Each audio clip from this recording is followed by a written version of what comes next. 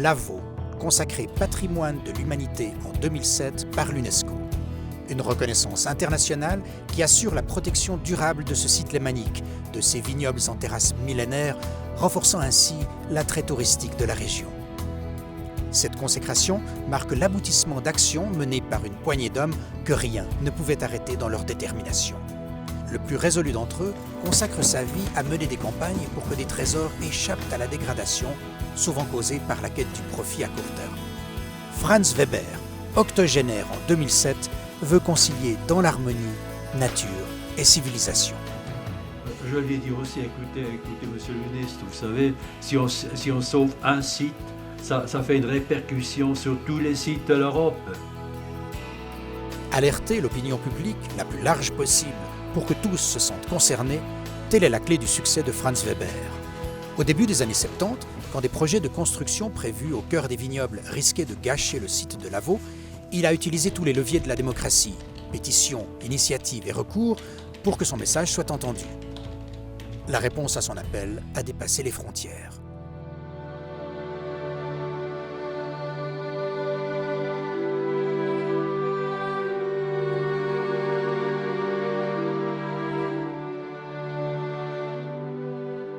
Lavaux, c'est un site extraordinaire qui a été créé par des moines bourguignons.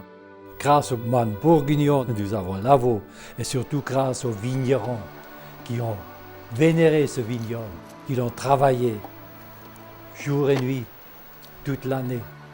C'est à eux que nous devons dire un grand merci. Et ensuite le vin, la vigne, qui est tellement merveilleuse, n'est-ce pas? Ce vin est tellement extraordinaire. Il y a deux soleils qui le font mûrir. Le soleil qui vient du haut et le soleil qui vient du lac. C'est ça qui fait cet extraordinaire vin. D'ailleurs, je le dis toujours, alors quand on est devant ça, devant une telle beauté, faite par la main d'homme, c'est une chose qui appartient aussi à la terre, au monde entier. C'est très très beau. Et ensuite ces villages qui poussent à la manière des vignes, n'est-ce pas? Extraordinaire.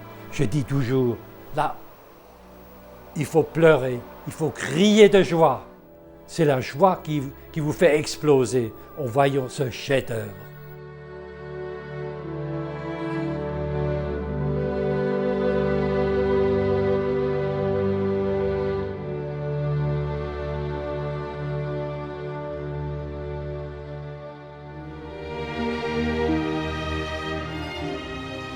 C'est en Engadine que Franz Weber, journaliste d'origine bâloise établi à Paris, allait goûter jusqu'à la lie la beauté d'un paysage à protéger à tout prix. L'Engadine, qui signifie vallée de lumière, est une des régions les mieux préservées de Suisse. Découverte par les poètes et les peintres, la région qui entoure le lac de Silvaplana est une source féconde d'inspiration, où le silence règne encore. C'est ici que Nietzsche avait la révélation de l'éternel retour. À 6000 pieds, au-dessus des hommes, es-tu présent? C'est ici qu'il avait l'inspiration de Zarathustra, l'un de ses chefs-d'œuvre.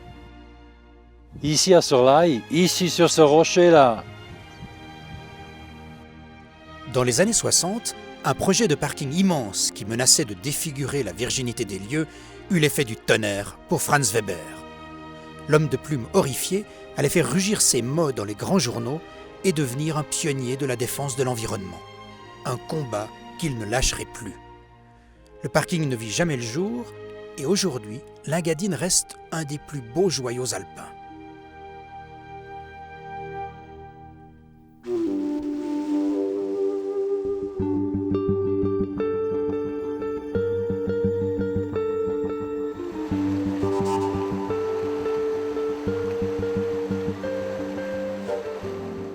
Au début des années 70, c'est en Valais, dans le Val d'Anniviers, que des projets de construction commencent à abîmer l'équilibre des paysages. C'est l'ère du béton qui fracasse l'harmonie millénaire des chalets alpins. Pour les autorités locales, il s'agit alors d'assurer un légitime gagne-pain aux habitants de la région en favorisant un développement moderne. Les protecteurs de l'environnement, avec Franz Weber en tête, pensent au contraire qu'un site préservé est un patrimoine dont les retombées économiques, avec le tourisme notamment, constituent une source durable de revenus pour la région et pour les générations à venir.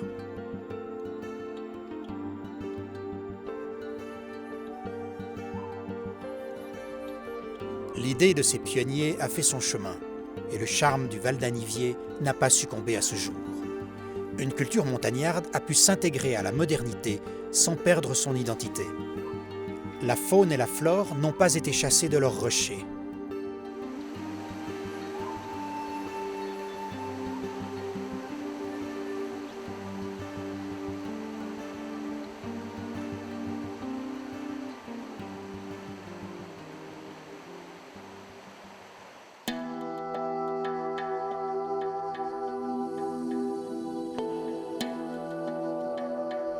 Désormais célèbre dans toute l'Europe, Franz Weber est sollicité pour mener campagne là où des trésors sont mis en péril.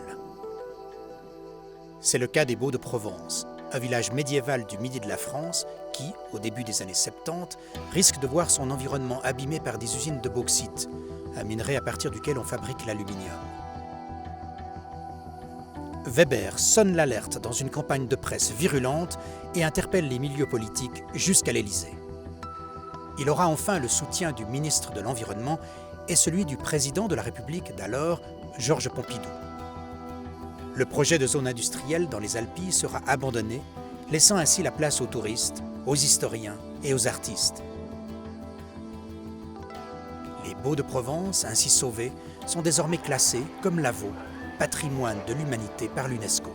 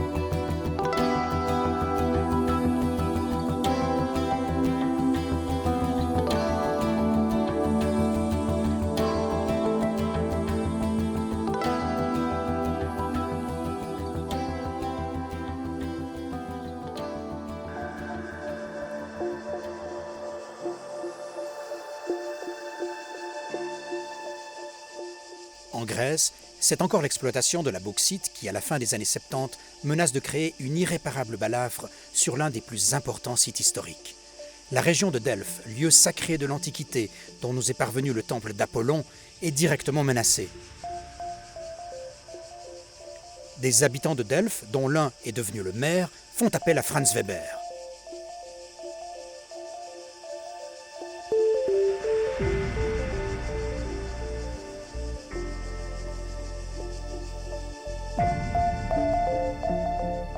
Ici, dans ce lieu sacré, Delphes, qui est le berceau de l'Europe, le berceau de l'Occident, on voulait l'engloutir par des usines de bauxite, n'est-ce pas? Parce qu'il y a beaucoup de bauxite, cette région de bauxite.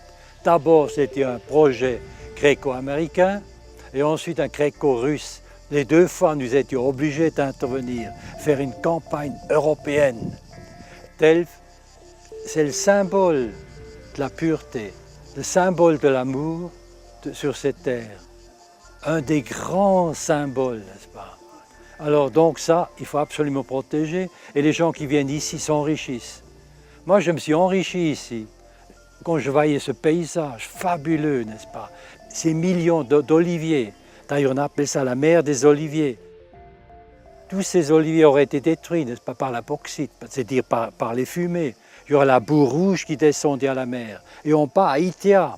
On voulait encore faire des usines de ciment.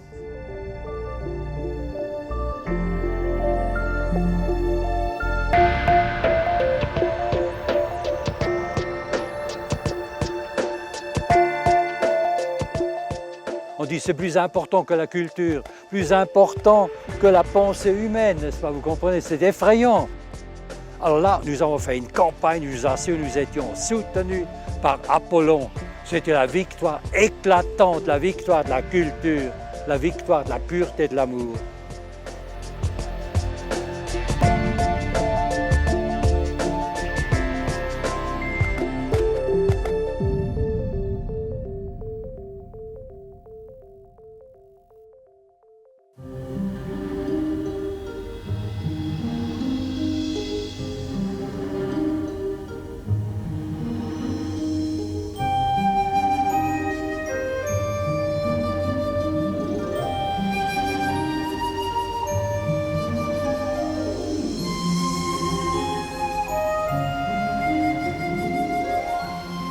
Franz Weber court d'une cause à l'autre, d'un climat à l'autre. On se rappelle son combat sur la banquise avec Brigitte Bardot pour sauver les bébés phoques. Il mène en parallèle d'autres campagnes, et c'est la destruction programmée d'un joyau de l'hôtellerie suisse qui le met en émoi, Giesbach.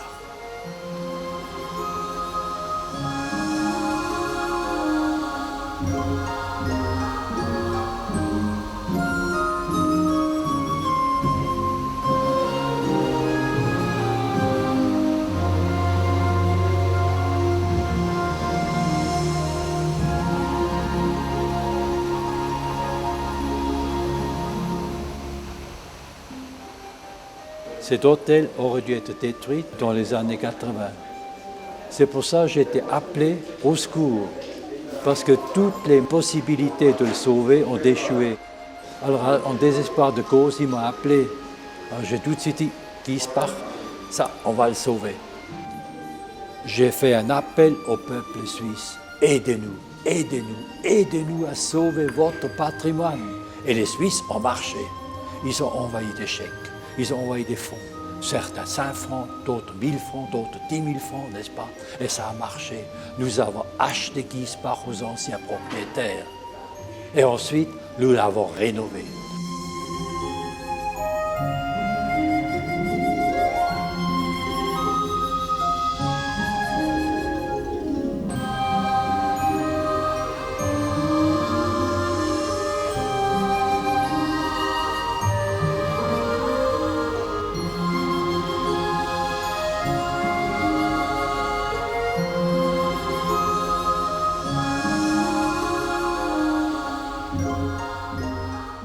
C'est une carte visite de la grande époque du tourisme. Ici, on peut montrer ce qu'était le tourisme à la fin du 19e siècle, début du 20e siècle. Donc 1910, c'est formidable, n'est-ce pas? C'est la grande époque, la belle époque, comme on l'appelle. Giesbach, c'est la carte visite de la belle époque.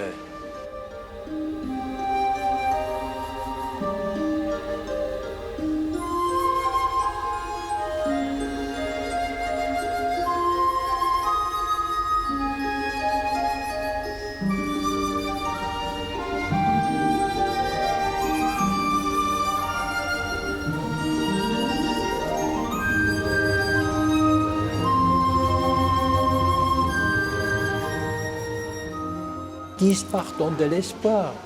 C'est parti d'un rêve, et sans le rêve, il n'y a pas d'espoir, il n'y a pas de vie, il n'y a pas de bonheur.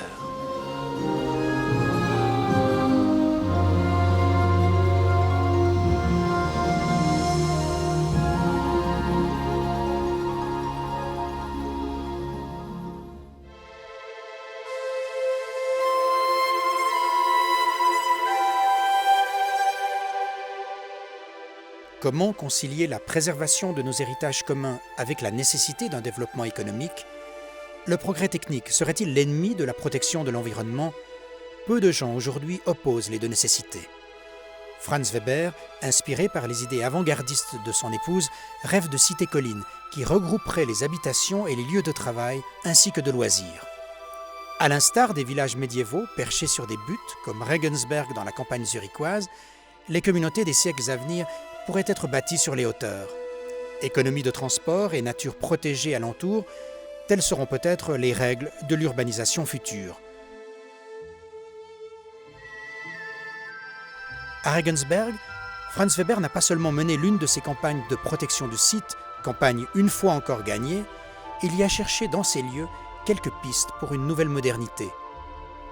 Un futur dans lequel l'homme et la nature pourraient trouver leur équilibre vital.